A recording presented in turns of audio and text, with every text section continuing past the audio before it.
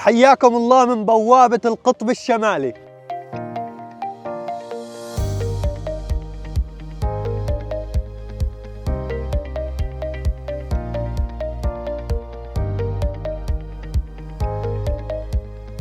حياكم الله حبايب قلبي، سفرة ويكند جديدة ومدينة جديدة. لا تنسوا لايك والاشتراك وتفعيل الجرس ليوصلكم كل جديد. سفرة ويكند. طبعا وصلنا يا جماعة. تخيلوا هلا الساعة تقريبا 11 ليلا ومع هيك الشمس وكأنها هلا شارقة. تخيلوا إنها النرويج.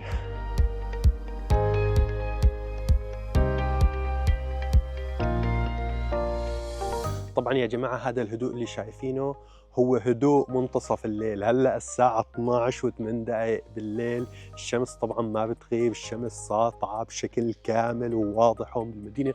طبعا هي التجربة بيعيشوها مدة تقريبا شهرين بالسنة، ما بتغيب ابدا الشمس. بيعيشوا النهار 24 ساعة، وطبعا بالشتاء العكس، الليل بيعيشوا 24 ساعة مدة شهرين. وهي الظاهرة موجودة وين؟ بهي المدينة، هي أقصى شمال النرويج، مدينة ترومسو. وطبعا هي الظاهرة بتأكد على أنه الأرض مش مسطحة، الأرض كروية.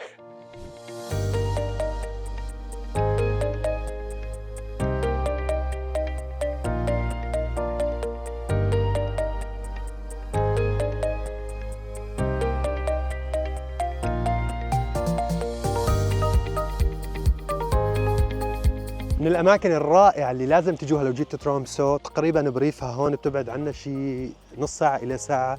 المنطقة اسمها سمر إيه. طبعا هذا المحيط، ومثل ما شايفين جزر صغيرة، وبعدها بيكون ايسلندا. طبعا هون المحيط باتجاه ايسلندا. طبعا المكان جدا جدا جميل وبيستحق الزيارة، لأن بتحس كمية الأكسجين ما بتحسها بأي مكان تاني. طبعا من العادات اللي بالنرويج، عموم أهل النرويج، وصارت حتى فرض بالقانون، يعلموا حتى الأطفال السباحة. من هن وأطفال يعلموهن السباحة من عمر السنتين. ليش؟ لأنه في حالات غرق كتير كبيرة عم تصير. تقريبا البلد فعليا كل مكان المي، فصارت أساسية.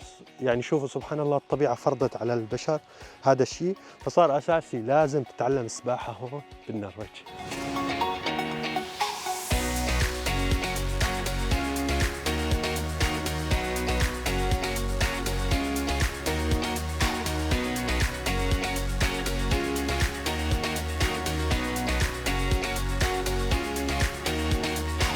كيف بيصلي المسلمين هون ببوابة القطب المتجمد الشمالي بمدينة ترومسو؟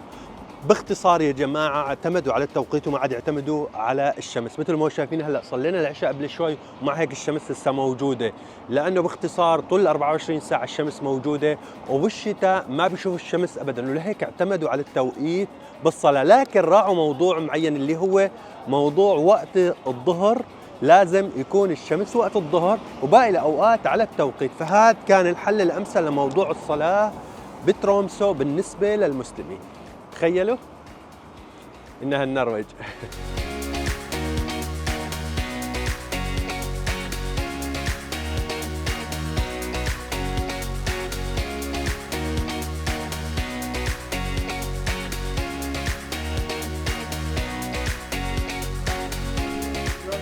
طالعين تلفريك المدينة، هذا الوحيد بالمدينة بيطل على كامل المدينة. طبعا من التجارب اللي لازم تجربها هون بترومسو.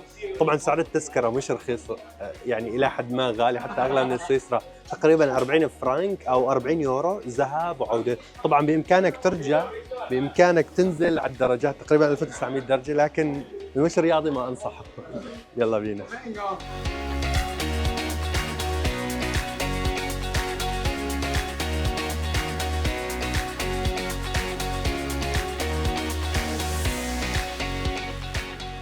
يمكن أحلى مكان على وجه الأرض ممكن تشرب فيه فنجان قهوة على هاي الإطلالة.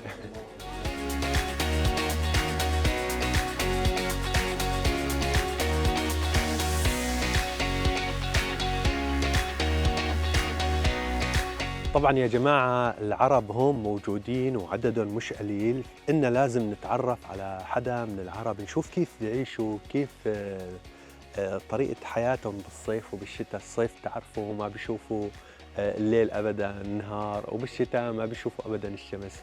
فتعالوا نتعرف على اخ هون يمني صار له اكثر من 14 سنه عايش هون بترابزو.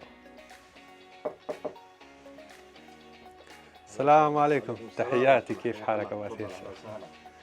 طبعا يا جماعه الصوبيا لازم هون على حطب.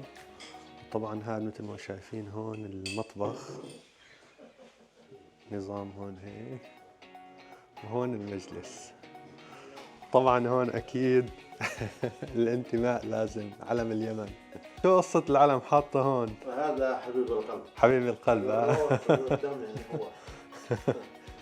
هو الله يفرج عليكم. اكيد يعني صراحة مو سهلة ابدا الحياة هون بترابزو.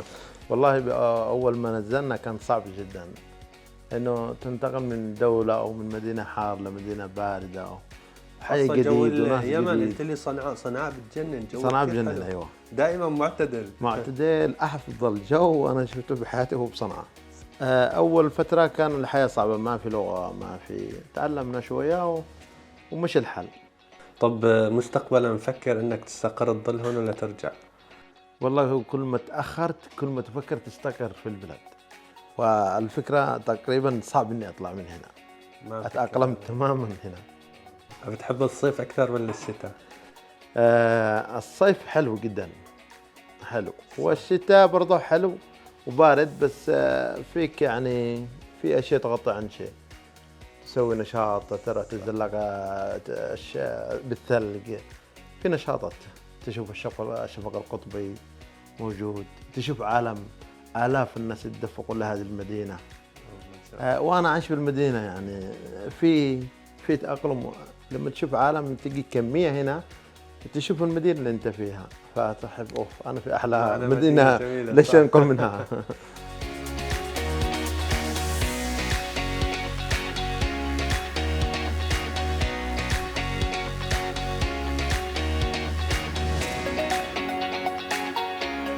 هذا المركز اللي وراي اسمه UMP، من المراكز المهمة تقريبا بكل النرويج، ومهم جدا بشمال النرويج. ليش؟ عندهم بالصيف شمس طول ال 24 ساعة، وبالشتاء ما بيشوف الشمس ابدا. فمشان موضوع الاكتئاب عملوا لنا هي المراكز بيتجمعوا فيها الشباب، بيلعبوا بيتسلوا كرمال محاربة موضوع الاكتئاب. وطبعا هي مجانا طول ايام الاسبوع.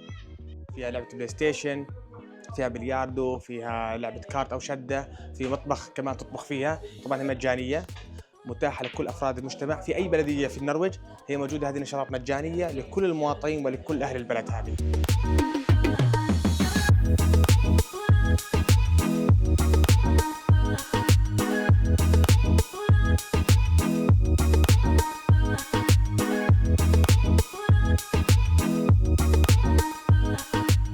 أول مرة أشوف هذا الكائن، سبحان الله العظيم. رونو بتحسهم مغطاين بصوف كمان، أو بهذا الوبر تبعهم.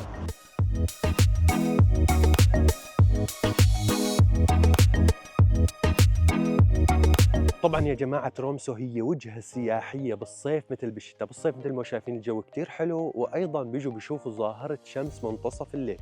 بالشتاء بيجوا بيشوفوا وحدة من أهم الظواهر اللي هي ظاهرة الشفق القطبي، السماء بتتلون باللون الأخضر، وهذا بيخلي المدينة تكون وجهة سياحية بالصيف مثل بالشتاء.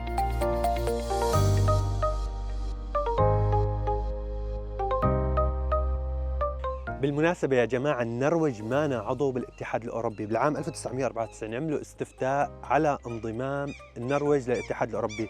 عملوهم بالنرويج للشعب، يسألوا الشعب النرويجي هل حابب تنضم للاتحاد الأوروبي.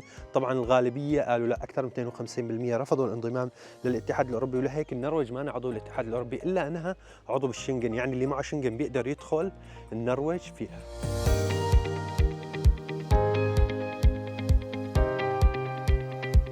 حبايب قلبي، خلصت رحلتنا هون، اتمنى تنال اعجابكم. لا تنسوا اللايك والاشتراك وتفعيل الجرس ليوصلكم كل جديد. سلام.